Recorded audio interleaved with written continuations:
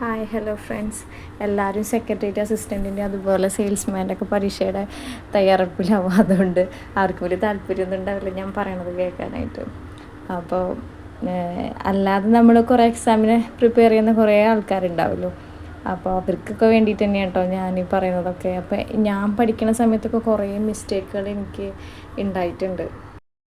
വീണ്ടും P S സിയിലേക്ക് ഇറങ്ങി തിരിച്ചപ്പോൾ ഒരുപാട് ആൾക്കാരുടെ അടുത്ത് ഞാൻ പല ഡൗട്ട്സും ക്ലിയർ ചെയ്തിട്ടാണ് കേട്ടോ വീണ്ടും ഇറങ്ങാനായിട്ട് തീരുമാനിച്ചുള്ളത്. കാരണം ഞാൻ വിചാരിച്ചത് റാങ്ക് ഫയലോ അല്ലെങ്കിൽ എന്തെങ്കിലുമൊക്കെ വായിച്ച് കൂട്ടി ഹാർഡ് വർക്ക് ചെയ്ത് കഴിഞ്ഞാൽ നമ്മൾ വേഗം ലിസ്റ്റിലെത്തും എന്നുള്ളൊരു ധാരണ എനിക്കുണ്ടായിരുന്നു. വളരെ തെറ്റായിട്ടുള്ള ധാരണ തന്നെയാണത്. പിന്നെ ഞാൻ ചെയ്യുന്നൊരു കാര്യം എന്ന് വെച്ച് കഴിഞ്ഞാൽ ഞാൻ ഡെയിലി മാത്സും ഇംഗ്ലീഷും മലയാളമൊക്കെ പ്രാക്ടീസ് ചെയ്യുന്ന ഒരാൾ തന്നെയായിരുന്നു കേട്ടോ. അപ്പോൾ അങ്ങനെ ഇപ്പോൾ എല്ലാവരും ചെയ്യണമെന്നൊന്നുമില്ല. ജി കെ മാത്രം അല്ലെങ്കിൽ ഇംഗ്ലീഷ് അറിയണവർ ഇംഗ്ലീഷ് പഠിക്കും, പിന്നെ മാത്സ് ചിലപ്പോൾ പഠിക്കുന്നവരുണ്ടാവില്ല, പിന്നെന്താണ് മലയാളം ചിലപ്പോൾ പഠിക്കുന്നവരുണ്ടാവില്ല. എൻ്റെ ഫ്രണ്ട്സുകൾ ചിലവർ ഇംഗ്ലീഷ് തീരെ അറിയാത്ത ആൾക്കാർ ഇംഗ്ലീഷിൻ്റെ ഭാഗത്തേക്കേ തിരിയില്ല. അങ്ങനെ കുറേ ഫ്രണ്ട്സുകളുണ്ട്. പക്ഷേ എനിക്ക് മാത്സ് അറിയില്ല എന്ന് പറഞ്ഞിട്ട് ഞാൻ മാത്സ് ഞാൻ പറഞ്ഞ പോലെ കഴിഞ്ഞ വീഡിയോസിലൊക്കെ ഞാൻ പറഞ്ഞിട്ടുണ്ടാവും ഞാൻ മാത്സ് തീരെ തൊടാതിരുന്നിട്ടില്ല. ഈ പുസ്തകങ്ങളൊക്കെ കണ്ടില്ലേ, ഫുള്ളൊക്കെ ഞാൻ പകുതി മുക്കാലും പഠിച്ചെടുത്തിട്ടുള്ളതാണ്. സമയം എടുത്തിട്ട് തന്നെ ഓരോന്ന് കഷ്ടപ്പെട്ട് പഠിച്ചെടുത്തിട്ടുണ്ട് ഞാൻ. അതിൻ്റെ റിസൾട്ട് എപ്പോഴേലും കിട്ടും വിശ്വാസം എനിക്കുണ്ട്. അപ്പോൾ എന്നെപ്പോലെ കുറേ ആൾക്കാരുണ്ടായിരിക്കും കേട്ടോ. കാരണം റാങ്ക് ഫയൽ കുത്തിയിരുന്ന് പഠിക്കുക, കിട്ടുന്ന പുസ്തകങ്ങളൊക്കെ മര്യാദയ്ക്ക് ടൈം എടുത്തിട്ട് 8-16 മണിക്കൂറൊക്കെ പഠിക്കണവർ ഉണ്ട്.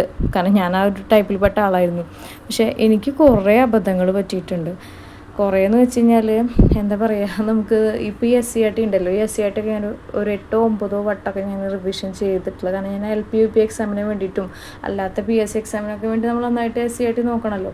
അപ്പോൾ ആ ഒരു ഇതിൽ ഞാൻ മര്യാദയ്ക്ക് പഠിച്ചിട്ടുണ്ട്. അപ്പോൾ ഇങ്ങനെയൊന്നും വേണമെന്ന് ഞാൻ ഒരിക്കലും പറയുന്നില്ല കേട്ടോ.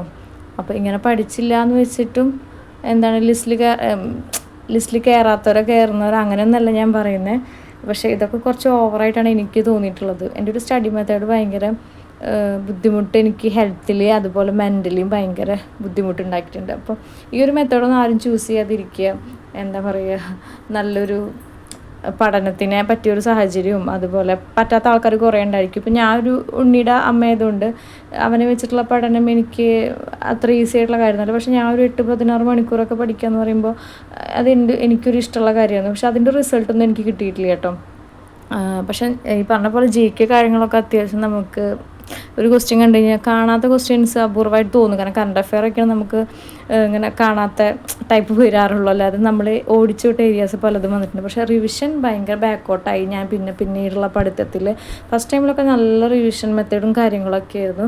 ചിലർക്ക് സയൻസൊക്കെ ബുദ്ധിമുട്ടുണ്ടാവും എന്നൊക്കെ പറഞ്ഞ പോലെ എനിക്ക് അങ്ങനെ ഒരു ബുദ്ധിമുട്ട് ഫീൽ ചെയ്തിട്ടില്ല കേട്ടോ. അപ്പോൾ പലരോടും നമ്മൾ അഡ്വൈസ് ചോദിക്കുക, പലരോടും സ്റ്റഡി മെത്തേഡ്. ഇപ്പോൾ നമ്മളെയൊക്കെ എക്സ്പീരിയൻസ് കുറഞ്ഞവരാണെന്നോ അല്ലെങ്കിൽ കൂടിയവരാണോ ഒന്നും നോക്കണ്ട. പലരുടെ അടുത്തും നമ്മൾ പലതും ചോദിച്ചിട്ട് വേണം വീണ്ടും പഠനത്തിലേക്ക് ഇറങ്ങാൻ. നമ്മൾ വിചാരിക്കുന്ന പല കാര്യങ്ങളും ചിലപ്പോൾ തെറ്റായിട്ടുള്ള പഠനത്തിലേക്കൊക്കെ പോകാനായിട്ട് ചാൻസസ് ഉണ്ട് കേട്ടോ. അപ്പോൾ HS വിളിക്കുന്ന കേട്ടപ്പോൾ പല കുട്ടികളും HSCക്ക് പ്രിപ്പയർ ആവാൻ തയ്യാറായിട്ടുണ്ടാവും. സോഷ്യൽ സയൻസിൻ്റെ കാര്യമായിട്ട് പറയുന്നത്, ബാക്കിയുള്ളതൊക്കെ ഓൾമോസ്റ്റ് വിളിച്ച് കഴിഞ്ഞിട്ടുണ്ട്.